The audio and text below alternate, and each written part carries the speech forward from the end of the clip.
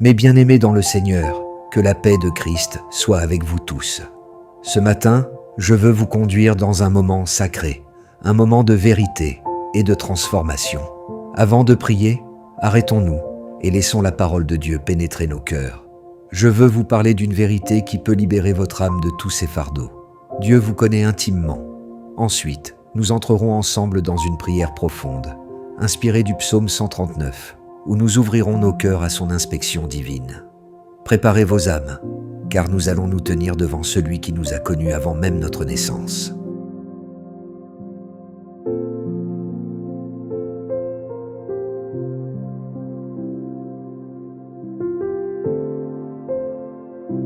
Avant de prier, prenons un moment pour écouter la parole de Dieu, puis nous prierons ensemble.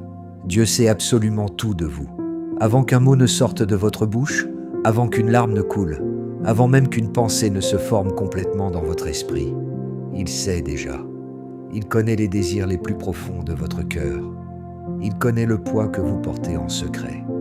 Il connaît cette douleur que vous cachez derrière un sourire. Il connaît ces prières que seul votre cœur peut murmurer. Le psalmiste nous le rappelle dans le psaume 139, versets 1 à 10. « Éternel, tu me sondes et tu me connais. Tu sais quand je m'assieds et quand je me lève, tu pénètres de loin ma pensée. Tu sais quand je marche et quand je me couche, et tu es familier avec toutes mes voies.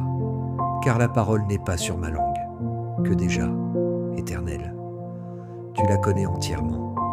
Tu m'en sers par derrière et par devant, et tu mets ta main sur moi.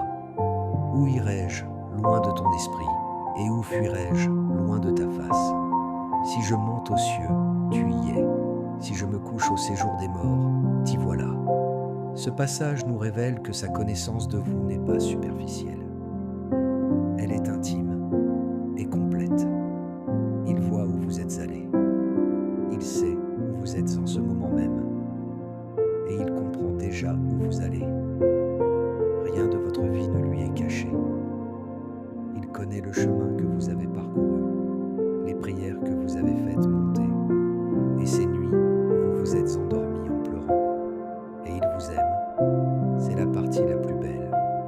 Dieu ne se détourne pas à cause de vos défauts ou de vos échecs. Il ne part pas quand vous luttez. Au contraire, il se rapproche.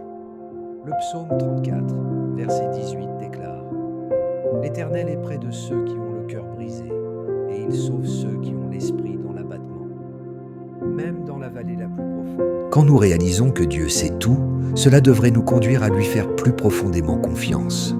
Trop souvent, nous nous épuisons à tout résoudre par nous-mêmes. Nous nous inquiétons, nous planifions, nous réparons et nous stressons. Mais la vérité est que la clé de la percée ne se trouve pas dans plus d'efforts. Elle se trouve dans l'abandon. Arrêtez d'essayer de porter ce que Dieu a promis de porter. Arrêtez d'essayer de tout comprendre. Proverbe 3, 5 à 6 nous ordonne « Confie-toi en l'Éternel de tout ton cœur et ne t'appuie pas sur ta sagesse. Reconnais-le dans toutes tes voies et il aplanira tes sentiers. » Dieu dit « Laisse-moi conduire, laisse-moi te montrer le chemin. » Dans le psaume 139, versets 23 à 24, David prie « Sonde-moi, ô Dieu, et connais mon cœur. Éprouve-moi et connais mes pensées. Regarde si je suis sur une mauvaise voie et conduis-moi sur la voie de l'éternité. » Dans cette courte prière, David adresse 6 requêtes humbles à Dieu. Il dit « Sonde-moi, connais mon cœur, éprouve-moi, connais mes pensées ou mes soucis. Regarde si je suis sur une mauvaise voie, conduis-moi. » Chaque phrase révèle un désir profond de vivre en alignement avec la volonté de Dieu. David ne demandait pas seulement des bénédictions, il demandait la transformation. Et c'est là où nous échouons souvent. Nous demandons à Dieu de réparer nos situations, mais nous lui demandons rarement d'examiner nos cœurs. Pourtant, la croissance spirituelle commence quand nous le laissons sonder en nous. « Sonde-moi », David ouvrait son cœur à l'inspection divine. « Seigneur, regarde dans chaque recoin de mon âme, expose ce que je ne peux pas voir. Connais mon cœur. » Le cœur est le centre de nos motivations et de nos désirs. Jérémie 17,9 nous rappelle que le cœur est tortueux par-dessus tout et il est méchant. Qui peut le connaître? Seul Dieu peut vraiment connaître notre cœur. C'est pourquoi David le lui a abandonné complètement. Éprouve-moi. Être éprouvé, c'est être testé. Personne n'aime les tests, mais une foi qui n'est jamais testée ne deviendra jamais forte. Jacques 1:2-4 nous dit « Regardez comme un sujet de joie complète les diverses épreuves auxquelles vous pouvez être exposés, sachant que l'épreuve de votre foi produit la patience. Quand vous traversez une difficulté, ce n'est pas pour vous détruire, mais pour vous développer. Connais mes soucis. Il ne cachait pas ses craintes. Il les abandonnait. Et nous sommes appelés à faire de même. Philippiens 4:6-7 nous encourage. Ne vous inquiétez de rien, mais en toute chose, faites connaître vos besoins à Dieu par des prières et des supplications, avec des actions de grâce. Et la paix de Dieu, qui surpasse toute intelligence, gardera vos cœurs et vos pensées en Jésus-Christ. Regarde si je suis sur une mauvaise voie. Cela demande de l'humilité.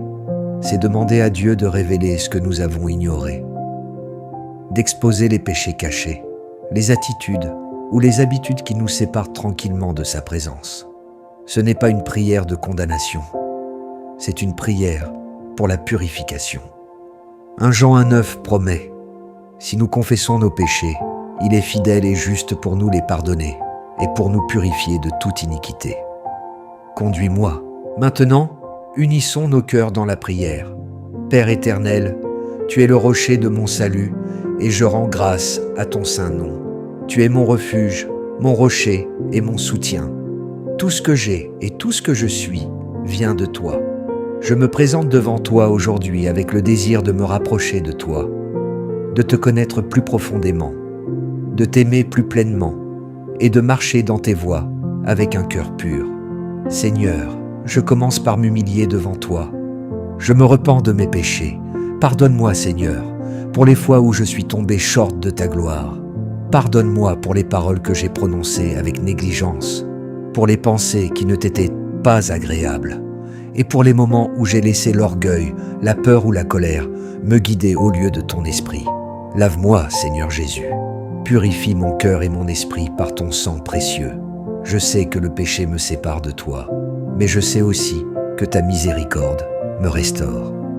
Ta parole dit dans 1 Jean 1:9, « Si nous confessons nos péchés, il est fidèle et juste pour nous les pardonner et pour nous purifier de toute iniquité. » Je m'appuie sur cette promesse aujourd'hui. Purifie-moi, Seigneur, et qu'il n'y ait rien en moi qui entrave ma relation avec toi. Aide-moi, Seigneur, à vivre une vie qui te soit consacrée. Que le Saint-Esprit me convainque et me fortifie pour me séparer des voies de ce monde. Ta parole, dans Romains 12:2 dit « Ne vous conformez pas au siècle présent, mais soyez transformés par le renouvellement de l'intelligence, afin que vous discerniez quelle est la volonté de Dieu, ce qui est bon, agréable et parfait. » Renouvelle mon intelligence, Seigneur. Renouvelle mes pensées pour qu'elles reflètent ta vérité et ton caractère. Aide-moi à fixer les regards sur Jésus, le chef et le consommateur de la foi.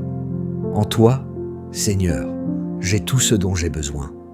Tu es mon pourvoyeur, mon protecteur et ma paix. Sans toi, je suis perdu. Mais avec toi, je suis entier.